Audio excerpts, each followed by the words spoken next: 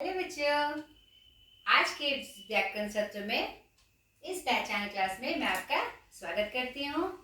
आज इस व्याकरण सत्र में जो मैं क्रम से आपको शुरू से जो बता रही हूँ, वर्ड, शब्द, उसके बाद जो हमारा शब्द के क्रम में ही जो मैं आपको संज्ञा का रूपांतरण बता रही थी, आज हम चर्चा करेंगे वचन की।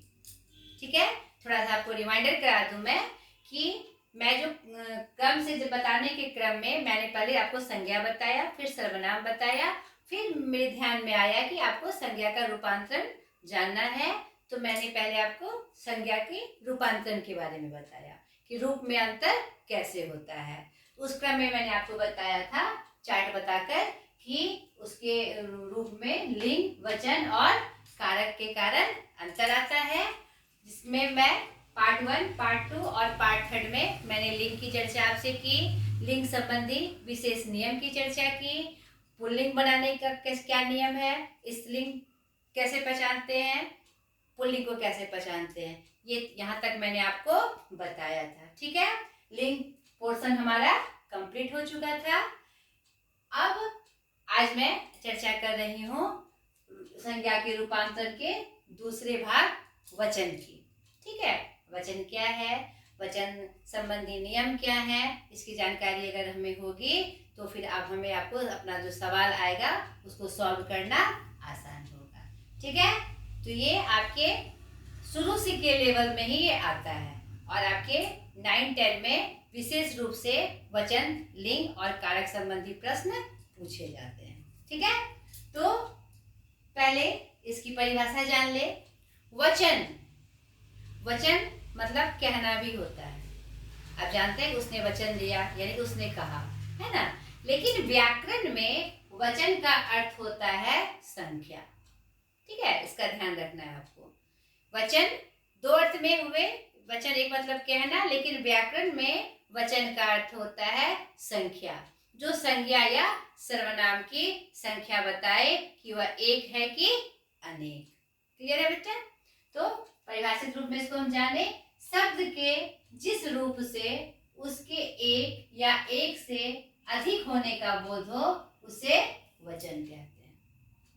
ठीक है, अर्थात शब्दों के संख्या बोधक विकारी रूप का नाम वचन है। विकारी मतलब क्योंकि इसका रूप बदलता है। ठीक है, तो ये हमने जाना और इसकी विशेष परिभाषा क्या बनेगी, शब्दों का वह समूह, शब्द के वह रूप जिससे संज्ञा या सर्वनाम के संख्या का पता चले उसे हम क्या कहेंगे, वचन कहेंगे, क्योंकि लिंग, वचन और कारक का संबंध मुख्यतः संज्ञा और सर्वनाम से ही होता है। ठीक है, जिस शब्द रूप से संज्ञा, सर्वनाम, क्रिया विशेषण की संख्या का ज्ञात हो, संख्या के बारे में पता चले कि वह एक रूप में है कि एक से अधिक रूप में है, उसे हम क्या कहेंगे बेटा, वचन कहेंगे।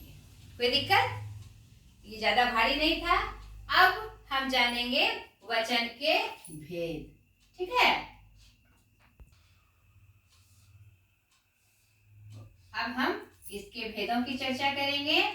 भेद शॉर्ट में मैंने लिखा है, इसके मुख्यतः दो भेद हैं। कितने भेद है बेटा?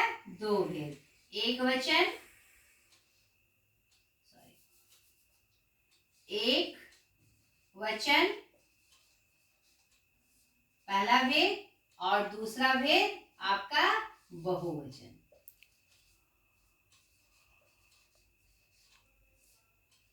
परिभाषित रूप में आप इसको लिख लीजिए, जान लीजिए कि वचन हमने जान लिया, वचन क्या है। वचन के मुख्यतः दो भेद हैं, एक वचन और बहुवचन।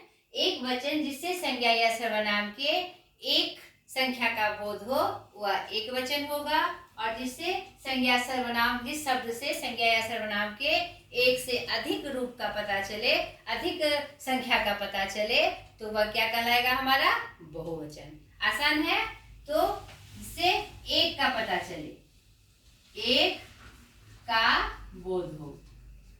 ठीक है, शॉर्ट में जाने हम, और इसमें क्या हो जाएगा, एक से अधिक का बोध हो, एक से अधिक का बोध हो। ठीक है बेटा, का बोधो। ये हमने जान लिया कि जिस संज्ञा या सर्वनाम से किस संख्या से एक का बोध हो वह मेरा एक वचन और एक से अधिक का बोध हो मेरा बहुवचन। जैसे लड़का, नदी, ठीक है। लड़का यानी एक लड़का, पता चल रहा है। लड़का के बोलने से क्या पता चल रहा है? एक लड़का। नदी यानी एक नदी, ठीक है। अब मैंने अगर इसको बता दिया लड़के, लड़के, लड़के यानी एक से अधिक। सबसे पता चल रहा है नदियां, नदियां, क्या पता चल रहा है? एक से अधिक नदी। दैट्स क्लियर बेटा। अब जान गए वचन में विशेष कुछ नहीं था। अब विशेष वचन संबंधी कुछ नियम है, ठीक है।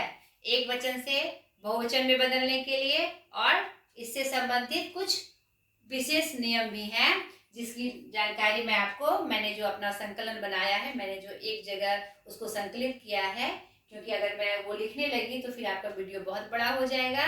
तो वो मैंने जहाँ पर संकलित किया है वहाँ पर मैं आपको दिखाकर बता रही हूँ, बताऊंगी अभी कि वचन संबंधी क्या और नियम है, जिसकी जानकारी आपको होनी चाहिए, जिससे आपको एक वचन के शब्द पहचानने में और बहुवचन के शब्द पहचानने में आसानी होगी। ठीक है बेटा, मैंने आपको वचन के बारे में सारी जानकारी दे दी।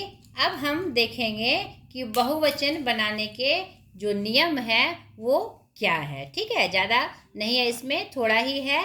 आप ध्यान से समझिए और बार बार इसको पढ़िए तो आपको अच्छे से समझ में ये बात आ जाएगी। ठीक है, संज्ञा, सर्वनाम, विशेषण और क्रिया के रूप में विकार उत्पन्न होते हैं, किंतु सर्वनाम, विशेषण और क्रिया के रूप मूलतः संज्ञाओं पर ही आश्रित है। यानी कि मुख्य रूप से ये जो वचन होते हैं किसके लिए होते हैं? संज्ञा या सर्वनाम के लिए। ठीक है, अतः वचन में संज्ञा शब्दों का रूपांतरण प्रमुखता रखता है।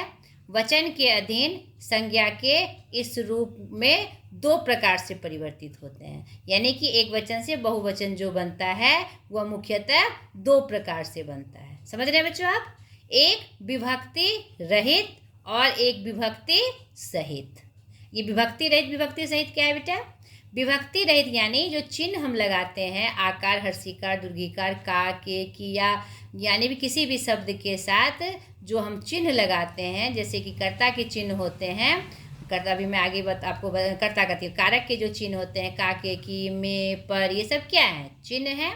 तो वो जो विभक्ति लगती है उसको नहीं लगती है तो विभक्ति रहित, और उसके साथ अगर वो शब्द आते हैं तो वह विभक्ति सहित। अब हम जान लें थोड़ा सा इसके बारे में। विभक्ति सहित संज्ञाओं के बहुवचन बनाने के नियम। ठीक है, पहला, पुल्लिंग शब्द के अंत यानी अंतिम जो पुल्लिंग शब्द होते हैं जिसका अंत आ का ए करने से क्या बन जाता है? बहुवचन बन जाता है। यानी संज्ञा का ऐसा शब्द जिसका अंत आ हो, अगर उसे हम ए कर दे तो वह हमारा बहुवचन बन जाएगा। ठीक है, जैसे लड़का, अंत क्या हुआ? आ। समझते जाइएगा बेटा, बिना समझे आप इस बात को पकड़ नहीं पाएंगे। यह नियम क्या बता रहा है कि जो पुल्लिंग का शब्द होगा और उसका अंत आ से होगा, जैसे लड़का है ना, तो उसमें ए हम कर देते हैं तो वह बहुवचन रूप हो जाता है। जैसे लड़का का लड़के, बच्चा का बच्चे, कपड़ा का कपड़े, तीनों शब्द में आ से अंत हो रहा है और हमने ए कर दिया तो वह उसका बहुवचन रूप हो गया। ठीक है, लेकिन फिर से एक नई बात, अपवाद, जिसको जानना जरूरी है, इसलिए मैंने आपको डिटेल से ये बात बताई। अपवाद में देखिए, अब नियम तो कह रहा है आ से पुल्लिंग शब्द का जिसका होगा उसमें ए बनाएंगे, ए लगाएंगे तो वह मेरा बहुवचन हो जाएगा। लेकिन कुछ ऐसे शब्द हैं जो कि बहुवचन और एक वचन दोनों में एक समान रहते हैं। जैसे काका, कभी काके सुने हैं आप? नहीं सुने हैं ना। नाना, नाने सुने हैं कभी आप? नहीं सुने होंगे। तो ये सब शब्द जो आकार के अंत से होते हैं, लेकिन वह दोनों में एक ही रूप में होते हैं, ए नहीं लगाया जाता है इसमें। काका, नाना, दादा, मामा, बाबा, पिता, दाता, योद्धा, युवा, आत्मा, देवता, जमाता इत्यादि के रूप दोनों वचनों में एक समान रहते हैं। यानी कुछ भी लगाकर इसको बहुवचन नहीं बनाया जाता है, दोनों में ये ऐसे ही प्रयोग होते हैं। इनको याद कर लेना है आपको। दूसरा, पुल्लिंग एक हर्षीकारांत या दुर्घीकारांत या हर्षुकारांत या दुर्गुकारांत शब्दों के रूप दोनों वचनों में एक से रहते हैं। इसको एकदम से याद कर लेना है आपको, ये बहुत ही इंपॉर्टेंट है बेटा। पुल्लिंग, पुल्लिंग में भी कुछ शब्द ऐसे हैं जिसका अंत हर्षीकारांत और दुर्घीकारांत से होता है, यानी उसका अंत हर्षीकार और दुर्घीकार से और हर्षुकार और दुर्गुकार रूप से में भी आता है। ठीक है, तो उसका उस तरह के शब्दों का क्या होता है, उसके रूप नहीं बदलते हैं। ठीक है, जैसे ये अपवाद में हमने जाना कि आ होकर भी उसका रूप नहीं बदलता, तो ये नियम को भी बच्चों आपको याद रखना है। ठीक है, जैसे एक वचन बहुवचन देख लीजिए, हाथी आता है, हाथी आते हैं। यहाँ पर हाथे आया नहीं आया ना, यहाँ पर एक वचन में भी हाथी ही आया और बहुवचन में भी हाथी ही आया। समझ गए मेरी बात। अब हर्षुकार और दुर्गुकार की बात हम देखते हैं। क्या है यहाँ पर, साधु आता है, एक वचन में साधु आते हैं, बहुवचन में हुआ ना। देखा आपने, जादू से हो गया ना कि आपको अगर ये नियम याद रहेगा तो फिर आप कंफ्यूज नहीं करिएगा। मान ले प्रतियोगिता में या कोई ऐसे भी आपसे पूछ ले कि ये कैसे हो गया, साधुएं क्यों नहीं हुआ, हाथिये क्यों नहीं हुआ, तो आपको ये नियम बताना है। ठीक है बेटा। अब हम जानेंगे विभक्ति सहित संज्ञाओं के बहुवचन बनाने के नियम। कुछ विशेष नियम जो हैं वही मैं आपको लेकर आई हूँ, जिसकी चर्चा 9-10 के लेवल में होती है बेटा। ठीक है, इसलिए मैं ये कुछ कलेक्शन आपके लिए स्पेशली लेके आई हूँ। ये बहुत लंबी लिस्ट है, लेकिन मैं विशेष विशेष जो नियम है वही आपके लिए लेके आई हूँ 9-10 और 11-12 के लेवल की। ठीक है, अब देखिए, कारक चिन्ह सहित होने पर शब्दों का बहुवचन का रूप बनाने में लिंग के कारण कोई अंतर नहीं पड़ता। इस बात को याद रखना है। पहला, सभी औकारांत, आकारांत संस्कृत के शब्दों को छोड़कर, ये भी आपको याद रखना है, तथा एकारांत, यानी क्या क्या क्या, आकारांत, आकारांत, आकारांत में संस्कृत के शब्दों को छोड़कर, यानी तत्सम शब्दों को छोड़कर, और एकारांत हिंदी और फारसी संज्ञाओं के अंतिम ओ तथा आ के स्थान पर ओ करके बहुवचन बनाया जाता है। ठीक है, जैसे चोर, चोरों, चोरों ने कहा, यहाँ ने चिन्ह आ गया, विभक्ति चिन्ह के साथ प्रयोग हुआ, आया ना। यहाँ पर चोर को हमने चोरों बना दिया, और किसके कैसे हमने प्रयोग किया, विभक्ति के साथ, विभक्ति यानी कारक की विभक्ति। ठीक है, अभी मैं जब आपको कारक पढ़ाऊंगी तो ये आपका विभक्ति और भी स्पष्ट हो जाएगा। अभी तत्काल आप जानिए कि शब्द ने, का, के, में, पर, से आदि ये सब क्या है, हमारे विभक्ति चिन्ह है। ठीक है, दूसरा नियम देख ले, संस्कृत आकारांत संज्ञाओं और सभी हर्षुकार कारांत, दुर्गुकारांत, हर्षुकारांत, आकारांत संज्ञाओं के बाद ओ जोड़ दिया जाता है। ठीक है, अब प्रत्यय जोड़ने के पहले हर्षौ, दुर्गऊ को हर्षौ कर देते हैं। ठीक है, थोड़ा सा कठिन है, लेकिन अभ्यास से आपको ये पंक्ति याद रहेगी। आप 2-3 प्रयोग करिएगा तो आपको ऑटोमेटिक ये आपके माइंड में सेट हो जाएगी। जैसे माला, आप प्रयोग भी तो करते ही हैं, हम अपने दैनिक दिनचर्या में प्रयोग तो करते ही हैं, तो यह नियम के अनुसार हम जान लिए और प्रयोग जान ले तो हमें फिर गलती नहीं होगी। माला, मालाओं, मालाओं को देखो, विभक्ति के साथ आई ना। साधुओं की पूजा करो, की के साथ आया, विभक्ति के साथ। वस्तु, वस्तुओं, वस्तुओं के भाव बढ़ रहे हैं, के आया ना। आलू, आलुओं, आलुओं को तौल दो, यानी ये शब्द जो शब्द आए वह विभक्ति के साथ आए और उसमें क्या नियम आया कि ओ हो जाता है। ठीक है बेटा। अब तीसरे नियम में सभी इकारांत और हर्षिकारांत और दुर्घिकारांत संज्ञाओं के उपरांत यों जोड़ दिया जाता है। ठीक है। और दुर्गई को हर्षई कर देते हैं। ये नियम याद रखिएगा। मुनि मुनियों, यह मुनियों की यज्ञशाला है। समझ गए। विभक्ति के साथ आया। गली गलियों, अंधेरी गलियों में मत घूमो। गलियों में किसके साथ आया? विभक्ति के साथ। ठीक है बेटा। ये मैंने विभक्ति रहित और विभक्ति सहित कुछ शब्दों के बहुवचन बनाने के नियम आपको मैंने बताए।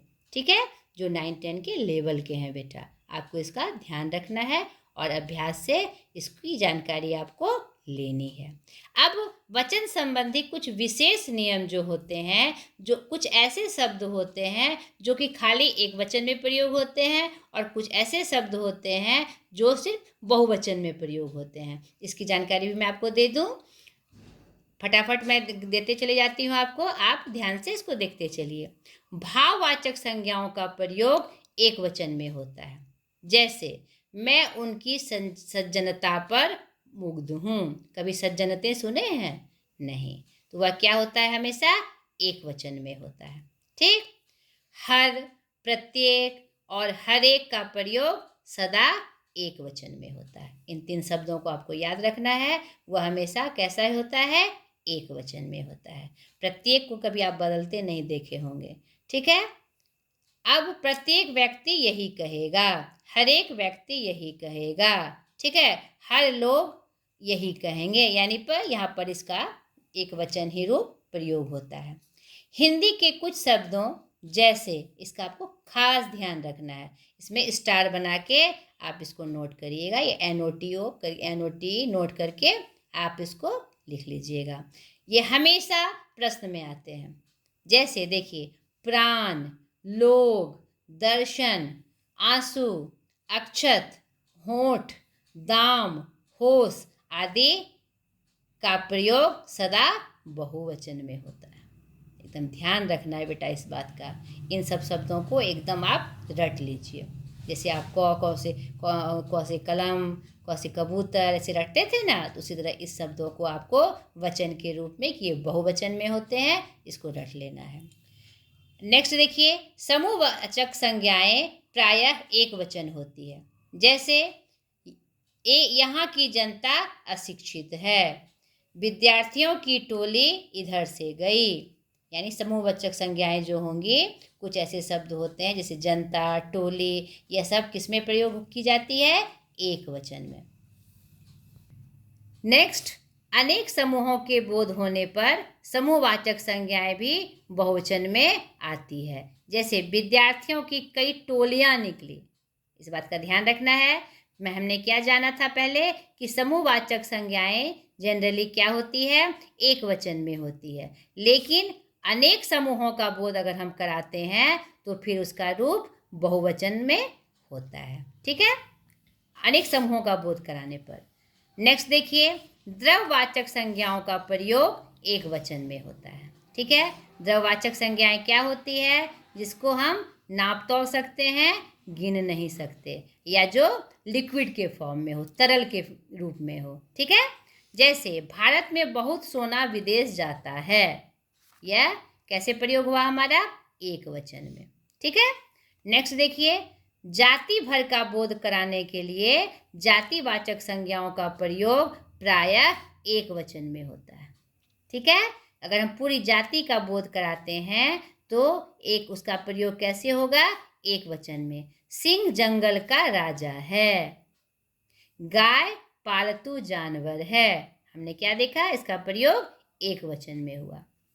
नेक्स्ट बेटा, आँख, कान, उंगली, पैर, दांत का प्रयोग जिनसे एक से अधिक अवयवों का बोध हो प्रायः बहुवचन में आते हैं। ठीक है। आँख 2 है, कान 2 है, उंगलियां ज़्यादा है, एक से ज़्यादा है, पैर 2 हैं, दांत भी संख्या में ज़्यादा हैं, तो इन शब्दों का प्रयोग जो होता है जिसमें एक से अधिक अव्यय का बोध होता है वह किस में प्रयोग किए जाते हैं? बहुवचन में। दांत टूट गए, नहीं, उनके बाल पक गए। यहाँ पर बाल मैंने नहीं लिखा था, ये उदाहरण में मैंने लिखा है, तो बाल भी आप लिख लीजिएगा। उनके बाल पक गए। बाल एक की संख्या में होते हैं, अधिक की संख्या में होते हैं, तो उसका प्रयोग भी बहुवचन रूप में होता है। ठीक है। पुरखा, बाप दादा और लोग शब्द अर्थ के अनुसार बहुवचन में आते हैं। ठीक है। जैसे उनके पुरखे अच्छे थे, यहाँ के लोग आलसी हैं, यानी जैसा प्रयोग वैसा ही वचन। ठीक। आगे में देखिए, आदत प्रदर्शित करने के लिए बहुवचन का प्रयोग होता है। जैसे डॉक्टर राजेंद्र प्रसाद आज आने वाले हैं। आने वाला है नहीं, आने वाले हैं। यहाँ पर आदत प्रदर्शित करने के लिए हमने बहुवचन के रूप में इसका प्रयोग किया। करण कारक में प्यास और भूख का बहुवचन में प्रयोग किया जाता है। करण कारक में, ठीक है। करण कारक क्या है, जब मैं आपको कारक बताऊंगी तो बता दूंगी। करण जो होता है साधन के रूप में प्रयोग होता है। ठीक है, कोई भी चीज के साधन के लिए। ठीक है। तत्काल आप ये जानिए, जैसे वह जाड़े से ठिठुर रहा है, यानी आप कहेंगे यहाँ साधन कहाँ है मैम? हाँ, यहाँ पर जाड़ा क्या है, उसका साधन बना हुआ है, उससे उसका संबंध हो रहा है। नहीं, साधन के रूप में जाड़े से ठिठुर रहा है। ठीक है। वह भूखों मर रहा है। वह भूखों मर रहा है मतलब वह भूख से मर रहा है, यहाँ उसका से छुपा हुआ है। तो यह जो शब्द होते हैं बहुवचन में प्रयोग किए जाते हैं। अंतिम, कुछ आकारांत विकारी शब्द एक वचन में भी कारक चिन्ह लगने पर एकारांत हो जाते हैं। ठीक है। जैसे इस घोड़े से तो उस गधे को अच्छा समझना चाहिए। इस घोड़े से तो उस गधे को अच्छा समझना चाहिए। ठीक है। यहाँ पर आकारांत था, लेकिन वह किस में प्रयुक्त हो गया? एकारांत में। तो ये जो कुछ विशेष नियम थे आपके वचन संबंधी, जो मैंने आपको डिटेल से बताइए। इसके निरंतर अभ्यास से वचन पे आपकी पकड़ मजबूत हो जाएगी। ठीक है बेटा? ठीक है बेटा, अब हमें लगता है कि वचन में आपको कोई भी दिक्कत नहीं होगी और संज्ञा के रूपांतरण में हमने 2 भाग कंप्लीट कर लिए, लिंग और वचन। ठीक है। इसमें आपको शायद दिक्कत अब कभी ना आए, लेकिन अगर आप निरंतर अभ्यास करेंगे तब। ठीक है। अगले वीडियो में व्याकरण सत्र के क्रमवार जो मैं व्याकरण बता रही हूँ, मैं कारक की चर्चा करूंगी आपसे। ठीक है। आज तक के लिए इतना ही। बाय।